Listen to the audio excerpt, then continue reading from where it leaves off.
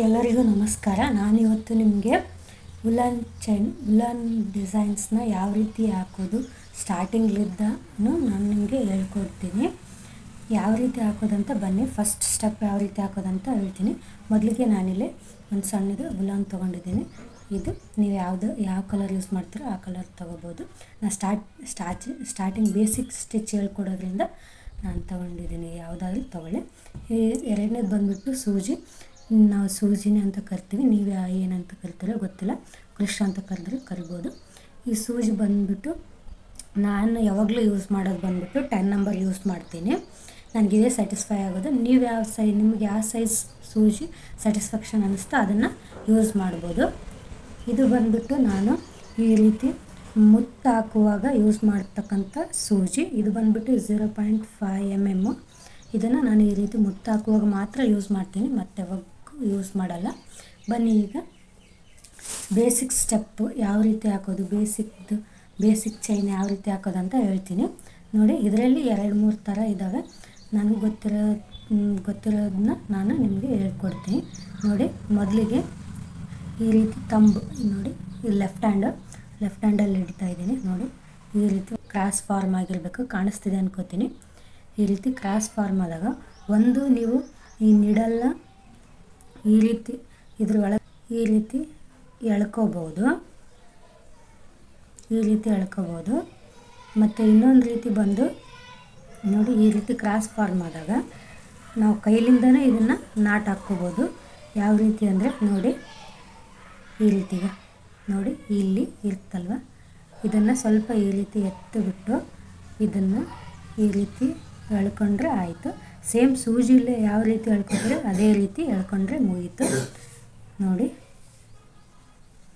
ಎಳ್ಕೊಂಡ್ಬಿಟ್ಟು ಈಗ ಸ್ಟಾರ್ಟ್ ಮಾಡ್ಬೋದು. ಇದು ಬಂದು ಫಸ್ಟ್ ಟೈಪು ಮುಗೀತು. ಈಗ 2ನೇ ಟೈಪು. ನಿಮ್ಗೆ ಯಾವುದು ಈಸಿ ಆಗುತ್ತೋ ಅದನ್ನ ನೀವು ಹಾಕ್ಕೋಬೋದು. ಹಾಗಾಗಿ ತೋರಿಸ್ತಾ ಇದ್ದೀನಿ ನೋಡಿ. ಈ ರೀತಿ ದಾರನ ಹಿಡ್ಕೊಂಡ್ಬಿಟ್ಟು ನೋಡಿ, ಈ ರೀತಿ ಉದ್ದಿಗೆ ಇಷ್ಟು ಹಿಡ್ಕೊಂಡು ಇದೇನಿದೆಯಲ್ವ ಈ ದಾರನ ಹಿಂಗೆ 2 ರೌಂಡು ಸುತ್ಕೊಳ್ಳಿ ನೋಡಿ. ಇನ್ನೊಮ್ಮೆ ತೋರಿಸ್ತೀನಿ. 1 ರೌಂಡು ಮತ್ತು ಇನ್ನೊಂದು ಈ ರೀತಿ ಬರಬೇಕು. ಇಲ್ಲಿ ಈ ರೀತಿ ಕ್ರಾಸ್ ಫಾರ್ಮ್ ಆಗಬೇಕು. ಇನ್ನೊಮ್ಮೆ ತೋರಿಸ್ತೀನಿ ನಿಮಗೆ, ಡೌಟ್ ಬೇಡ ಅಂತ ನೋಡಿ. 1 ರೌಂಡ್ ಹಿಂಗೆ, ಇನ್ನೊಂದು ರೌಂಡ್ ಹಿಂಗೆ. ಈಗ ಇದೇನಿರ್ತಲ್ವ, ಉದ್ದದಲ್ಲಿ ದಾರ ಇರ್ತಲ್ವ, ಅದನ್ನು ಇದರಲ್ಲಿ ಎಳ್ಕೊಂಡ್ರೆ ಆಯಿತು ನೋಡಿ, ಮುಗೀತು. ಇಷ್ಟೇ. ಇದನ್ನು ನಾವು ಸರಗಂಟು ಅಂತ ಅಂತೀವಿ. ಸರಗಂಟು ಅಂದರೆ ಹಿಂಗೆ ಮಾಡಿ ಹಿಂಗೆ ಹಾಕೋದಕ್ಕೆ ಸರಗಂಟು ಅಂತೀವಿ. ಇದು ನಿಮಗೆ ಇದು ಬಂದರೆ ಇದನ್ನು ಹಾಕ್ಕೋಬೋದು.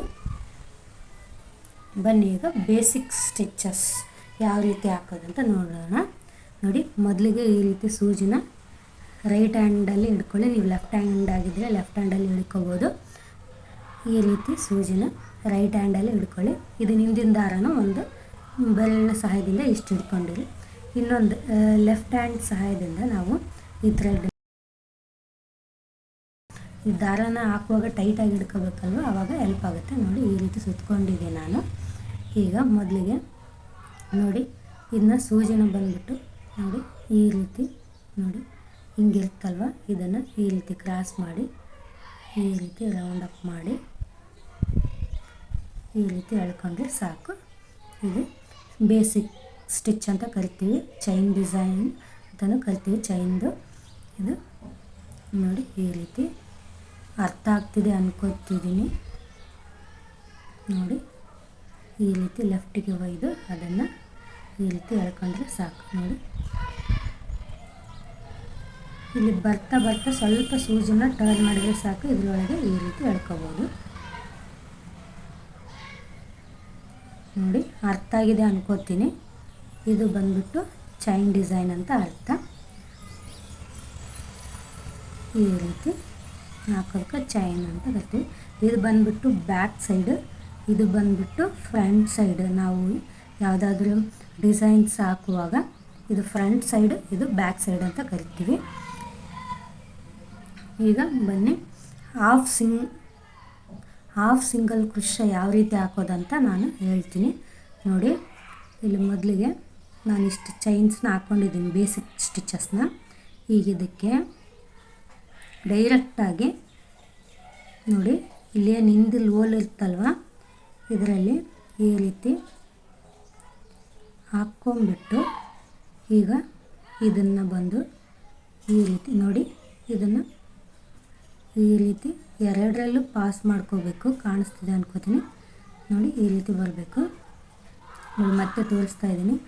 ಇದರಲ್ಲಿ ಹಾಕ್ಕೊಂಬಿಟ್ಟು ಈ ರೀತಿ ಎರಡರಲ್ಲೂ ಪಾಸ್ ಮಾಡಿದರೆ ಇದನ್ನು ನಾವು ಹಾಫ್ ಸಿಂಗಲ್ ಕ್ರೋಶ್ ಅಂತ ಕರಿತೀವಿ ನೋಡಿ.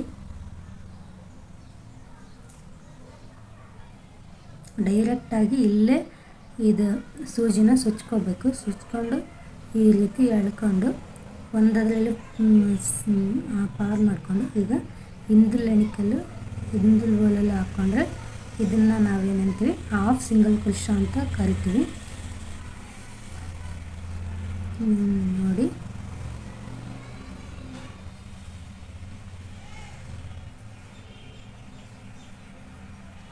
ಇದನ್ನು ನಾವು ಮುಂದೆ ಯಾವ್ದಾದ್ರು ಡಿಸೈನ್ಸ್ ಹಾಕುವಾಗ ಒಂದು ಲೈನ್ನ ಇನ್ನೊಂದು ಲೈನಿಗೆ ಅಟ್ಯಾಚ್ ಮಾಡಬೇಕಾದ್ರೆ ಈ ರೀತಿ ಹಾಕ್ಕೊಂಡು ನಾಟ್ ಹಾಕ್ಕೋತೀವಿ ನಾವು.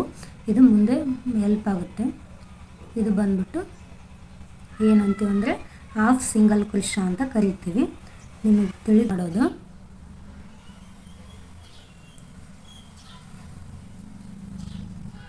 ನೋಡಿ. ಇದು ಬಂದ್ಬಿಟ್ಟು ಈ ರೀತಿ ಕಾಣಿಸ್ತಿದೆ ಅನ್ಕೋತೀನಿ ನೋಡಿ. ಇದನ್ನು ಬಂದ್ಬಿಟ್ಟು ನಾವೇನಂತ ಕರಿತೀವಿ ಅಂದರೆ ಹಾಫ್ ಸಿಂಗಲ್ ಕ್ರೋಶ್ ಅಂತ ಕರಿತೀವಿ. ಬ್ಯಾಕ್ ಸೈಡ್, ಇದು ಫ್ರಂಟ್ ಸೈಡ್. ಇದನ್ನು ನಾವು ಜಾಸ್ತಿ ಯೂಸ್ ಮಾಡೋದೇ ಒಂದು ಲೈನ್ನ ಇನ್ನೊಂದು ಲೈನಿಗೆ ಲಾಕ್ ಮಾಡೋಕ್ಕೆ ನಾವು ಇದನ್ನು ಯೂಸ್ ಮಾಡ್ತೀವಿ. ಮುಂದೆ ನಿಮಗೆ ಹಾಕುವಾಗ ಗೊತ್ತಾಗುತ್ತೆ. ನಾನು ಈ ವಿಡಿಯೋದಲ್ಲಿ ಹೇಳಿರುವ ಬೇಸಿಕ್ ಸ್ಟಿಚಸ್ ನಿಮಗೆ ಅರ್ಥ ಆಗಿದೆ ಅನ್ಕೋತೀನಿ.